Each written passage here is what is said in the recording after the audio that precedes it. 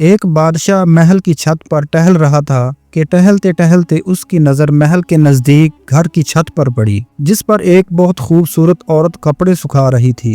बादशाह ने अपनी एक बांदी को बुलाकर पूछा, ये किसकी बीवी है? बांदी ने कहा, बादशाह सलामत, ये आपके गुलाम फिरोज की बीवी है। बादशाह छत से नीचे उतरा। बादशाह पर उस औरत के हुस्न व जमाल का असर सा छा गया था। उसने फिरोज को बुलाया। फिरोज हाजिर हुआ तो बादशाह ने कहा, फिरोज, हमारा एक काम है। हमारा ये खत फलां मुल्क के बादशाह को दे आओ और इसका जवाब भी लेते आना। फिरोज उस खत को लेकर वापस घर आ गया। खत को अपने तकिए के नीचे रख दिया। सफर का सामान तैयार किया, रात घर में गुजारी और सुबह मंजिल मकसूद पर रवाना हो गया। फिरोज इस बात से ला इल्म था कि बादशाह ने उसके साथ क्या चाल चली है। इधर फिरोज जैसे ही नजरों से ओझल हुआ, बादशाह चुपके से फिरोज के घर पहुंच गया और आहिस्ता से फिरोज के घर का दरवाजा खटखटाया। फिरोज की बीवी ने पूछा, कौन है? बादशाह ने कहा, मैं बादशाह हूँ, तुम्हारे शौहर का मालिक। तो उसने दरवाजा खोल दिया। बादशाह अंदर आकर बैठ गया। फिरोज की बीवी ने हैरान होकर कहा,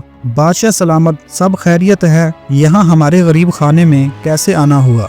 बादशाह ने कहा, मैं यहाँ मेहमान बनकर आया हूँ। फिरोज की बीवी ने बादशाह का मतलब समझकर कहा, मैं अल्लाह की पनाह चाहती हूँ आपके इस तरह आने से, जिसमें मुझे कोई खैर नजर नहीं आ रही। बादशाह ने गुस्से में कहा, ऐ लड़की, क्या कह रही हो? शायद तुमने मुझे पहचाना नहीं।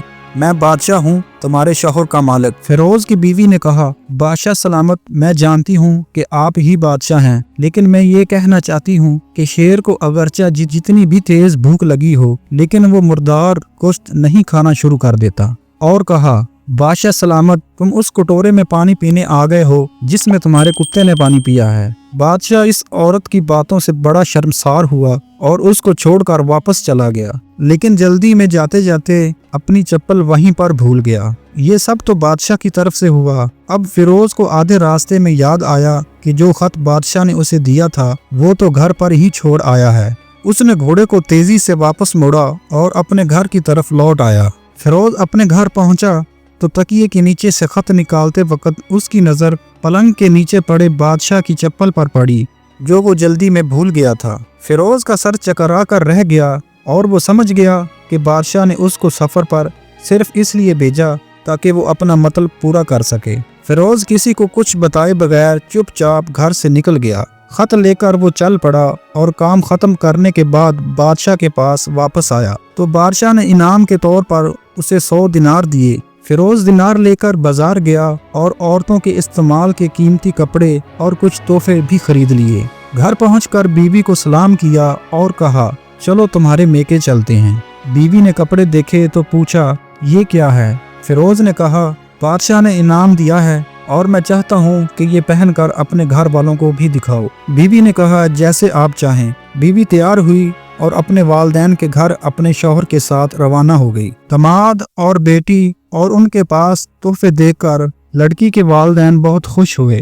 फिरोज बीवी को छोड़कर वापस आ गया और 1 महीना गुजरने के बावजूद ना बीवी का पूछा और ना उसको वापस लेने गया। फिर कुछ दिन बाद उसके साले उससे मिलने आए और उससे पूछा, फिरोज, आप हमें हमारी बहन से गुस्से और नाराजगी की वजह बताएं या फिर हम आपको काजी के सामने पेश करेंगे। तो फिरोज ने कहा, अगर तुम चाहो तो कर लो, लेकिन मेरे जिम्मे उसका कोई ऐसा हक बाकी नहीं है जो मैंने अदा ना किया हो। वो लोग अपना केस काजी के पास ले गए तो काजी ने फिरोज को बुलाया। काजी उस वक्त बादशाह के पास बैठा हुआ था। लड़की के भाइयों ने कहा, बादशाह सलामत और काजी अलकज़ा को कायम दायम रखें। काजी साहब, हमने एक सरसब्ज बाग, फलों से भरा हुआ दरख्त और साथ में मीठे पानी का कुआं इस शख्स के हवाले किया था, तो इस शख्स ने हमारा बाग उजाड़ दिया, सारे फल खा लिए, दरख्त काट लिए और कुएं को खराब करके बंद कर दिया। काजी ने फिरोज की तरफ मतवज्जा होकर पूछा, हाँ तो लड़के,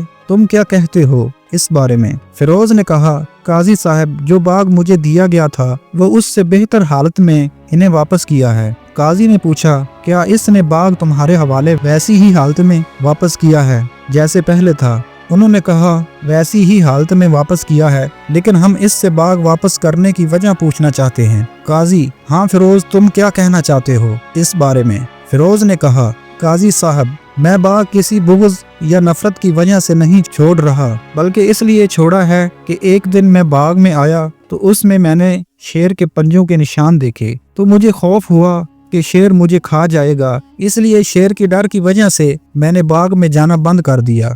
बादशाह जो टेक लगाए ये सब कुछ सुन रहा था, वो उठकर बैठ गया और कहा, फिरोज, अपने बाग की तरफ अमन और मुतमइन होकर जाओ। वल्लाह उसमें कोई शक नहीं है कि शेर तुम्हारे बाग आया था, लेकिन वो वहाँ पर ना तो कोई असर छोड़ सका, ना कोई पत्ता तोड़ सका और ना ही कोई फल खा सका। वो वहाँ पर थोड़ी देर रहा और मायूस होकर लौट गया, और खुदा की कसम मैंने कभी तुम्हारे जैसे बाग के गिर्द लगे मजबूत दीवारें नहीं देखी। तो फिरोज अपने घर लौट आया और अपनी बीवी को भी वापस ले आया। ना तो काजी को पता चला और ना ही किसी और को कि माजरा क्या था। क्या खूब बेहतर है अपने अहल व अयाल के राज छुपाना, ताकि लोगों को पता न चले। अपने घरों के भेद किसी पर जाहिर न होने दो। तो दोस्तों, ये थी आज की हमारी कहानी। अगर आपको पसंद आई हो तो लाइक करें और हमारे चैनल रोशनी के मुसाफिर को सब्सक्राइब करना ना भूलें। अल्लाह हाफिज।